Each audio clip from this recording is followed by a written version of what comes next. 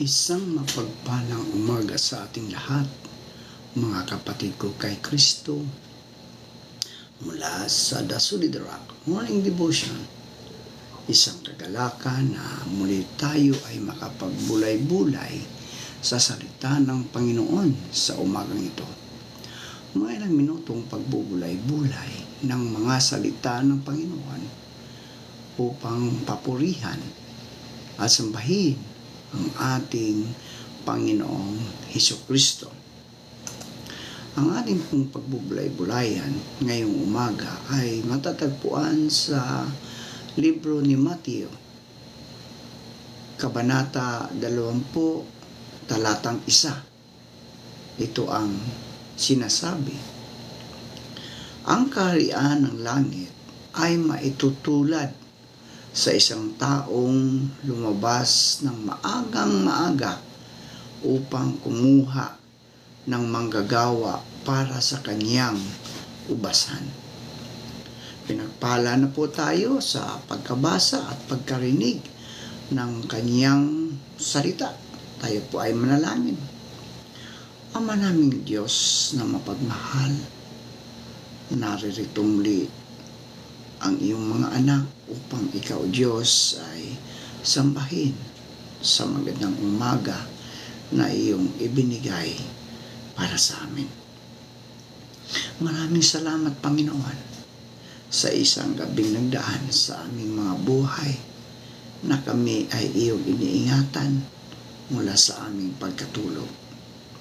Salamat, O Diyos, sa muli mong pagising sa amin, sa muli mong pagbibigay ng buhay, ng lakas at ng karunungan upang kami, O Diyos, ay patuloy na humarap sa hamon ng buhay dito sa mundong aming ginagalawan.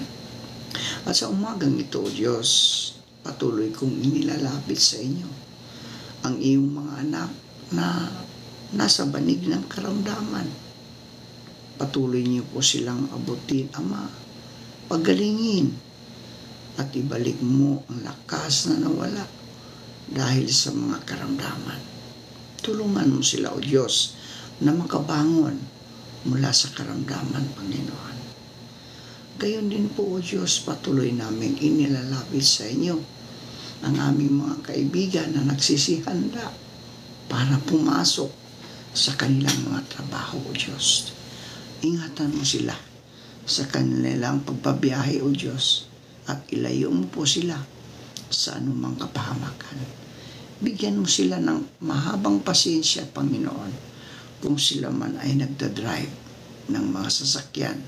Ikaw, O Diyos, ang maghari sa kanilang mga puso upang hindi sila mapahamak sa daan, Panginoon.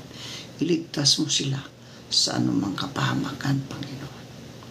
Gayon din po, Diyos, patuloy namin inilalapit sa inyo ang aming mga leaders ngayong Panginoon. Ingatan mo po ang aming mga leaders, ang aming mga bagong halal, Panginoon. Ikaw ang siyang maghari sa kanilang mga puso upang gagawa sila ng mabuti para sa kanilang kapwa, Panginoon. Tulungan mo sila, O Diyos, na makapag-isip na sila ay iniluklok upang maglingkod, Panginoon, hindi upang paglingkuran. Kaya, Lord, tulungan mo po sila na maka-Diyos na kaisipan upang gumawa sila ng mabuti para sa kanilang kapwa. Gayon din po, Panginoon, patuloy kong inilalapit sa inyo ang aming mga kaibigang nagtatrabaho sa ibang bansa, ang mga OFW. Malayo sila, Panginoon, sa kanilang mga mahal sa buhay. Naghirap sila sa layo, nagtiis upang mabigyan ng maayos na kinabukasan ng kanilang mga mahal sa buhay dito sa Pilipinas. Ingatan mo sila, Panginoon. Ilayo mo sila sa mga tukso, sa mga pagsubok sa buhay. Pagkos-proteksyonan mo po sila, O Diyos. Kayo din po, Panginoon, sa mga kaibigan namin naghahanap ng trabaho. Ito man ay lokal o abroad, Naway makasumpong sila ng magandang trabaho sa tulong ng iyong banal na Espiritu Santo upang sila, O Diyos, ay magkaroon ng mga hanap buhay. Amin din itinataas sa inyo, Panginoon, ang aming mga kaibigan na nagtatrabaho sa mga barko, ang mga seaman, Panginoon. Lord, ingatan mo sila sa karagatan dahil ang karagatan ay malawak, Panginoon. Ilayo mo po sila sa anumang disgrasya, Panginoon, sa barko. Bagkus, proteksyonan mo sila, Panginoon. Ihango mo sila sa kahirapan, Panginoon, sa pagtatrabaho sa isa barko, Panginoon. Tulungan mo po ang mga kaibigan namin ito, Panginoon. Gayon din po, Panginoon, patuloy namin inilalapit sa inyo ang mga magulang na nagsisihanda upang makapagpa-enroll sa kanilang mga anak. Tulungan mo sila, Panginoon, financially, upang meron silang tustos, Panginoon, sa tuition fee ng kanilang mga anak, Panginoon. Gayon din po ang mga eskwelahan, naghahanda, Diyos, upang sa darating na pasukan ay patuloy mong patuloy na mabigyan ang mga kabataan ng maayos na pag-values, Panginoon. Lord, maraming salamat po sa mga katugunan sa aming mga panalangin. Sa pangalan ni Jesucristo na aming Diyos at tagapagligtas. Amen. Magpasalamat sa biyaya ng Diyos at huwag mainggit sa kapwa. Ayan. Yun po ang pamagat, Panginoon. Ang pamagat sa ating pagbubulay-bulayan ngayong umaga. Huwag mainggit sa kapwa. Matuto sana tayong magpasalamat, mga kaibigan, sa mga biyayang natatanggap mula sa Diyos sa halip na magreklamo at huwag mainggit sa ating kapwa. Ayon sa Mateo 20, talatang 1 hanggang 16. Nakakalungkot na sadyang may mga tao ang hindi marunong makuntinto. Kahit sana kanila na ang lahat, hindi pa rin sila masaya. Kinaiinggitan pa rin nila ang mga bagay na mayroon ng iba. Ganito ang ating mababasa sa mabuting balita tungkol sa kwento ng mga tauhan sa ubasan. Mababasa sa Ebanghelyo na ang lahat ng tao dito sa ibabaw ng mundo ay binibigyan ng pagkakataon ng Panginoong Diyos. Siya man ay masama o mabuting tao para gawin ang kanyang tungkulin at obligasyon, hindi lamang para sa kanyang sarili, kundi para din sa kanyang kapwa. Walang pinipili o itinatangi ang Diyos, mga kaibigan. Dahil sa mata ng ating Panginoon, ang lahat ay pantay-pantay. Walang maaring maisumbat ang tao laban sa Diyos. Sapagkat ang lahat ng kanyang nilalang ay kanyang biniyayaan. Ang lahat ay pinagkalooban niya ng pagpapala. Subalit, mga kaibigan, may ilan sa atin ang napakahilig ikumpara ang sarili sa iba. May ilan din na ang naiinggit sa mga bagay na mayroon ang kanilang kapwa. Ang pakiramdam nila, pinagdamutan at pinagkaitan sila ng Diyos dahil mas maganda at mahusay ang pag-aari ng iba kaysa sa kanila. Ito ngayon ang hamon sa atin, mga kaibigan. Gaya ng mababasa natin sa Mabuting Balita, ang Biblia, nang magreklamo ang mga tauhan sa ubasan, sapagkat pakiramdam nila ay dinadaya sila ng may-ari. Ganyan din ang ilan sa atin, mga kaibigan, no? Ganyan din ang ilan sa atin.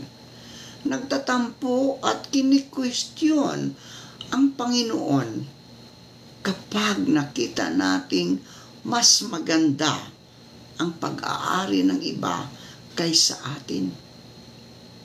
Ang pakiramdam din natin gaya ng mga tauhan sa kwento, pinabayaan tayo ng Diyos. Minsan, ang iniisip pa ng iba ay may paborito ang Panginoon. Kaya mas maganda at mahusay ang biyayang ipinagkaloob niya sa ating kapwa. Ang nakalimutan natin, mga kaibigan, wala tayong karapatang questionin ang pagpapasya ng ating Panginoong Jesucristo dahil mga anak lamang tayo. Kung tutuusin, hindi na obligasyon ng Diyos na magbigay ng bonus o blessing sa atin. Ang problema kasi ng ilan, mga kaibigan, sa atin, mahilig tayong makialam sa buhay ng ating kapwa. Hindi natin nakikita ang mga biyaya sa atin ni Lord dahil nakatutok ang atensyon natin sa biyayang mayroon ang ibang tao. Maraming biyaya ang dumating sa buhay natin, mga kaibigan, mula sa ating Panginoon. Subalit, pinag-interesan pa natin ang pag-aari ng iba. Alalahanin natin na mabigat na kasalanan sa Diyos ang pagiging gahaman tulad ng ipinamamalas ng mga tauhan sa ubasan. Hindi na nga tayo marunong magpasalamat sa mga blessing ni Lord. Nakukuha pa nating magreklamo. Manalangin tayo. Panginoong Diyos, naway natutunan po sana naming magpasalamat sa lahat ng mga biyaya na pinagkaloob po ninyo sa amin. Matutunan po sana namin ang makuntinto dahil sa mga mahalaga, kung maliit man o malaki ang mga biyayang ito. Ang importante, ito ay galing po sa inyo. Amang makapangyarihan sa lahat, nasa langit, patawarin niyo po kami makasalanan. Sadya man o hindi sadya, Ama naming makapangyarihan, sa lahat dinggin po, sana ninyo ang aming mga panalangin.